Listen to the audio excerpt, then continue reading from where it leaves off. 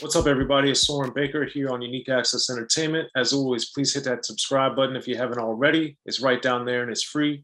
That enables us to keep coming to you guys as often as possible with as many interviews as possible. So please hit that subscribe button, like our content, share it, talk about it, be about it. Each one, teach one. We appreciate your guys' support in getting us this far.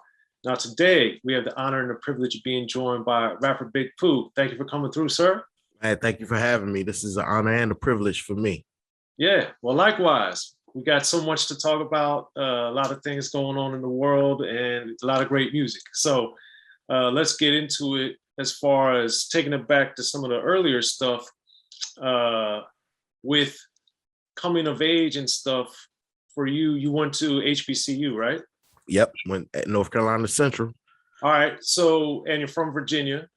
From Virginia, Northern Virginia, to be exact. Yeah, so I'm from Maryland. Always got to rep the Ravens. Okay.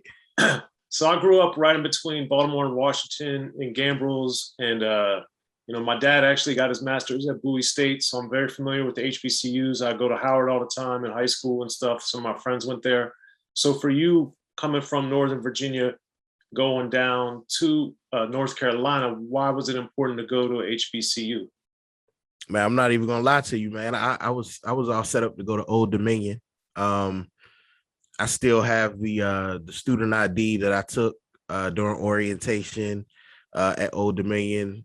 I didn't even apply to North Carolina Central initially. I applied to Old Dominion, Norfolk State, and St. Paul's College in Virginia, which is no longer theirs, no longer a school. But I got into all three. I chose Old Dominion because it was the bigger school. And because all only knowledge I had of HBCUs at the time, even though I had applied to two, were a different world. Like that was it. It was just a show in School Days, the movie. So I was all set to go to Old Dominion. Big procrastinator. I didn't fill out my financial aid forms in time and my forms to get housing. So I didn't even have housing, but I had an uncle who had lived near the campus.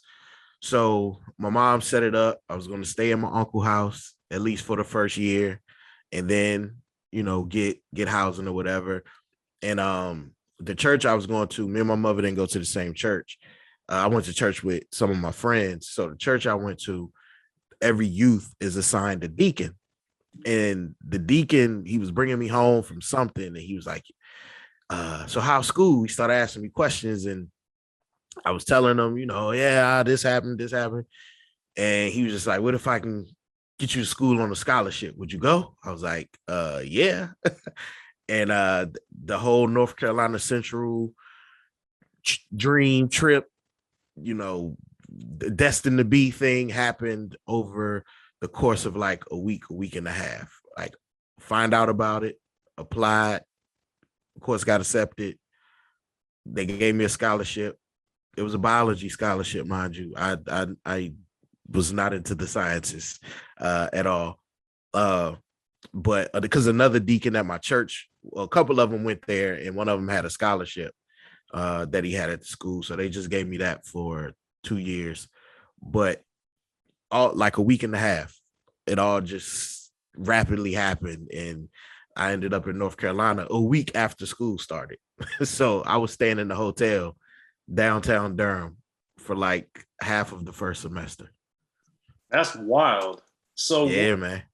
What since you weren't into the sciences, what were you into? What were your plans? I didn't even have plans. I wasn't even going to college initially. Me and a friend of mine, we were going to go to community college. We were just going to say, oh man, let's get an apartment. We got jobs, let's live life a little bit. And his mom heard us talking, and she was like, nah, no, y'all not. Y'all take the GED, y'all applying for colleges. And she made sure we did all of that. And like I said, I ended up getting accepted. And so when I got to school, I was really undecided. The only thing I could think of being was a teacher. I was like, man, I'll be a teacher. Like I think I'll be pretty good at it. And so, you know, them first 2 years, you really take in a lot of courses that aren't, you know, your major courses for the most part. You're taking a whole bunch of, you know, history of the schools and basic maths and things of that nature. So that's pretty much what it was for a while. And then I started getting into the teaching curriculum and the history curriculum. I ended up becoming a history major. Okay. Well, that ties in nicely to what I always understood and remember reading back in the day from the name of Little Brother, kind of being the little brothers of the game, paying homage to people that came before you. So for you, and now that we're in this modern era where so many of the younger artists are openly saying, "Oh, I don't listen to the old rap. I don't care about them. They don't matter to me."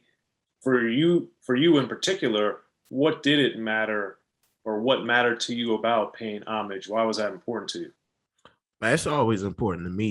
You gotta pay homage to the people that laid the path, the groundwork, you know, that made things easier for you.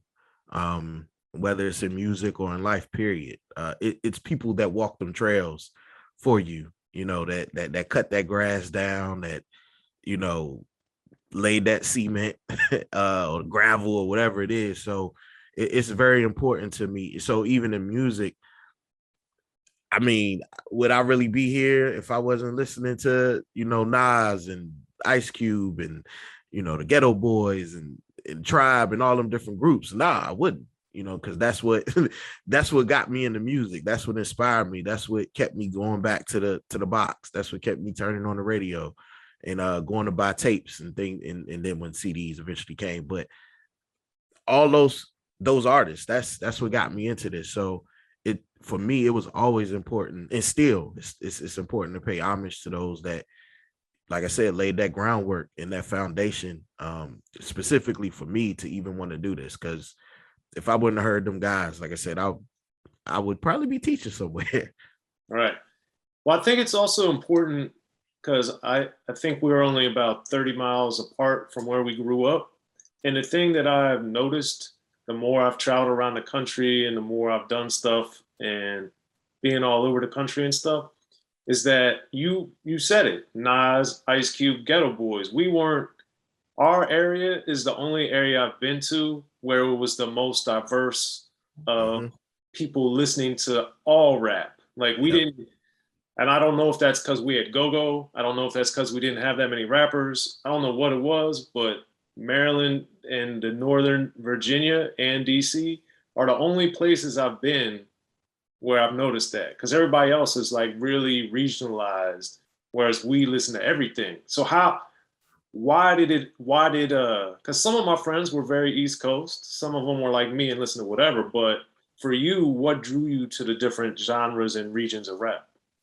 Um, I don't know, man. I just like things that I heard. You know, during that time, that's when BMG was doing the you know, you get 12 CDs for a penny or something like that, trying to get you to be a subscriber. And me and my brother did that multiple times using multiple names. You know, we did that so many times. And at the time, I mean, obviously I knew rap, you know, some rap stuff from what I heard on the radio, saw on MTV or whatever, but I was really just picking stuff that looked interesting. I would pick covers after I picked the ones I knew. I would just start picking covers that I thought looked interesting. And surprisingly, I got really into the West Coast stuff I was picking. Like obviously I'm on the East Coast technically, but I was getting really into a lot of that stuff. I didn't really get into like the Dilla and things of that nature until I got to college, when people I were around started putting me onto that music. But I was just always open to whatever, man. Like if it felt good, if it sounded good, if it, you know, had a good vibe to it, I was willing to give it a try. I didn't, you know, like you said, we didn't have, in our region, we didn't have something like, oh, this is our champion, or this is this, or this is that. It was go-go music and whatever. And I, you know, I appreciated and like go-go music, but I was more into the whatever. And it was just whatever, like I said, whatever made me feel good or gave me that, I put it on and I vibe. Like my first CD I ever got, my mom bought me, was I think it was my 13th birthday or 14th birthday. And she was in the store. She bought me a stereo, my first 2-deck auto reverse, 3-disc changer stereo. And she was debating between getting me the Snoop Dogg album that came out or Tevin Campbell. And she came back with the Snoop Dogg because I forgot which single it was that always came on the radio. I think it was What's My Name. And she liked the song, but of course she had only heard the edited version. So much different on the album. She was like, "Oh yeah, we went with this one." It was her and her boyfriend at the time. It was like, "Yeah." He was like, "Nah, I made sure she got you the rap CD." And she was like, "Put my song on." I was like, "I don't think you want to hear this right now." She's like, "No, put my song on." And yeah, she's like, "Yeah, I should have got you the Tevin Campbell CD." Well, now my mother cursed like a sailor. She just didn't want to hear it. Like, so. Well, shout out to your mom for that. She made the right call. And, absolutely. And her boyfriend at the time. Absolutely. The perfect call for me. So, but yeah, so I just gravitated. I think that's why when I came to North Carolina, the beauty in it, because at the time, I mean, still sort of to this day, North Carolina didn't have, it wasn't like we were in Atlanta or Houston. North Carolina didn't have an identity either. So, and then where I was at, it was so many colleges. So I'm at North Carolina Central, 10 minutes down the street is Duke, 20 minutes, 25 minutes is North Carolina Chapel Hill, 25 minutes the other way is NC State plus Shaw, St. Aug. So it was all of these colleges. So you have all of these people coming from various parts of the country or the world and bringing their music with them. So it was a melting pot. And so I went from one melting pot to another one.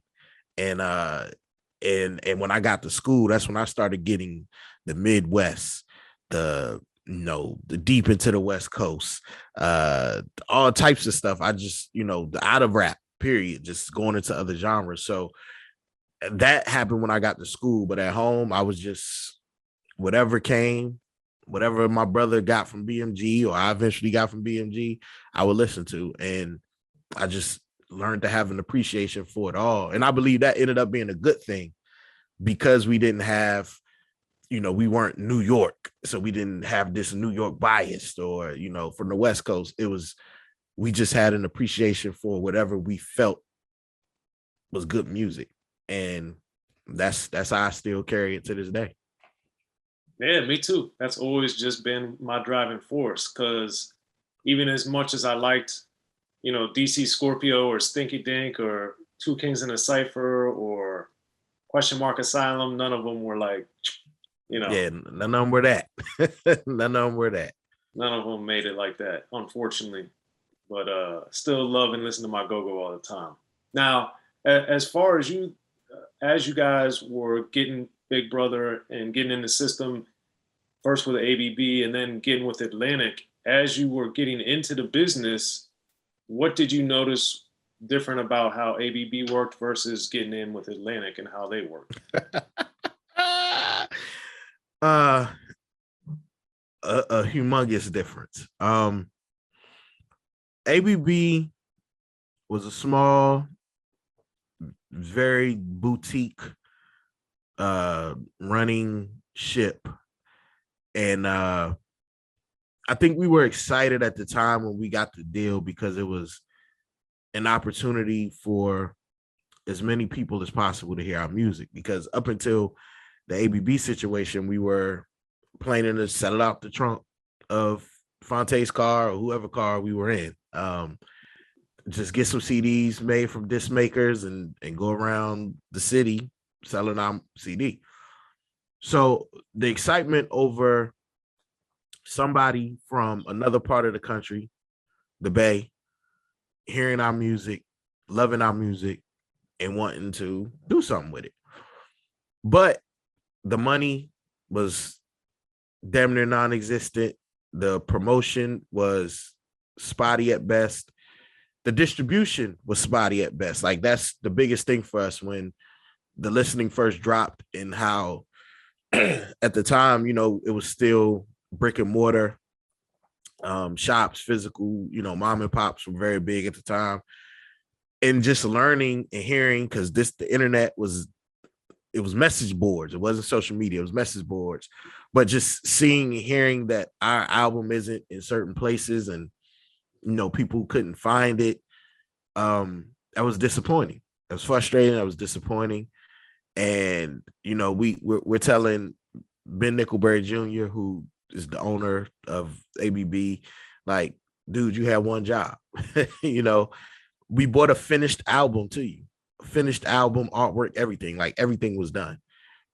And all you had to do was get it everywhere you said you was going to get it. So just seeing how that particular boutique situation was poorly run, and then you land in the laps of an Atlantic Records, and they have everything at your disposal. And but the big problem was, well, it was two problems. One, we got to Atlantic during the what they referred to as the Def Jam takeover. So Leor, Kevin Liles, Julie Greenwald, they were all coming over from the Def Jam system.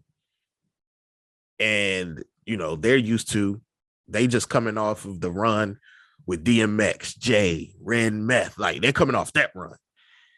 And so you have this new regime coming in, and then you sign a group that really got their mark or their start via the internet, but you don't know how to quantify that yet.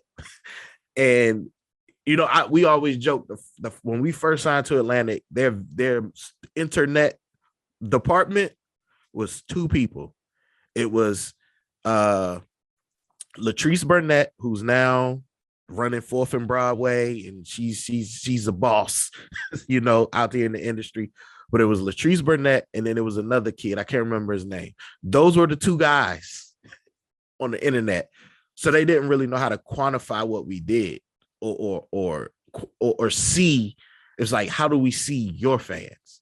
Because y'all were an internet sensation, phenomenon, whatever.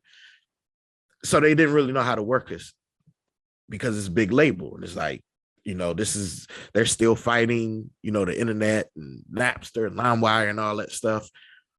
So it was kind of a thing of let them do them, but we don't know what to do with whatever they're doing and how they operate and how they move and how they run. And so it was unfortunate, you know, we didn't quite fit into that system as it was designed at the time. But they let us do what we wanted to do. The album that we made in North Carolina is the album that came out. The idea and the concept that we came up with is the one we ran with. The only thing that we had to change was the video idea. That was it. But everything else they let us do, gave us ample tour support. Like I said, we going from ABB to Atlantic, you just saw the money and the resources change drastically. And we had every resource available. We had plenty of money. You know, we recorded in our studio down in North Carolina, that album, and which was under a dentist's office. But we couldn't even record before 5 p.m. We recorded that album there and then got to go mix it in Baseline, home of Rockefeller Records. And you're talking about the Minstrel Show, right? Yeah, the Minstrel Show. You know, Young Guru, Jay-Z's engineer, mixed it. Just Blaze in the other room. We running in there messing with him. So, you know, like I said, that was the biggest difference for me, man, was just the abundance of resources that were at our disposal, and seeing how, even though we weren't totally happy, but still seeing how, okay, now this is a label. Like, they have more than 2-3 employees. When you call them about something, they actually have the answer to it. Like, and so that was the biggest thing, was realizing, okay, yes, I can talk to the owner of the label on ABB Records, but the problem is I'm always talking to the owner, because he doesn't have that many employees to take care of all the different things we need. But then when you get to Atlantic, you see, okay, the problem is I can't ever talk to the person that's making the decisions. I got to continuously talk to all these other people who got to talk to more people. And so you see both sides, but like even to this day, the biggest difference a lot of times between an indie situation and a major label situation is the money and the resources. Like that ends up being, they both have pros and cons, but you can't beat money and resources. No, not in a business. No, not in a business. No. Be sure to check out The History of Gangster Rap by Soren Baker. He's official. History of Gangster Rap features exclusive interviews with Ice-T, Snoop Dogg, MC Ren, the D.O.C, and dozens of others. The History of Gangster Rap, a definitive look at how Los Angeles changed rap forever. In Los Angeles, the streets definitely set the tone of the hip-hop music. At 19, I got a $50,000 car. My whole angle always was, I'll be street, but I will always tell you the horrors that go along with this life. There will be penalties and casualties for just wearing the wrong color in somebody's neighborhood. And once gangster rap made it from the streets to the TV, the genre exploded. With Fab 5 on Young TV back with NWA. Yo MTV, it just catapulted us from being local heroes to national gangbang rappers. The History of Gangster Rap discusses it all from 1980 up till today. It's always gonna be shit happening in the streets. You know what I mean? So it's always gonna be something to talk about. The History of Gangster Rap in stores now.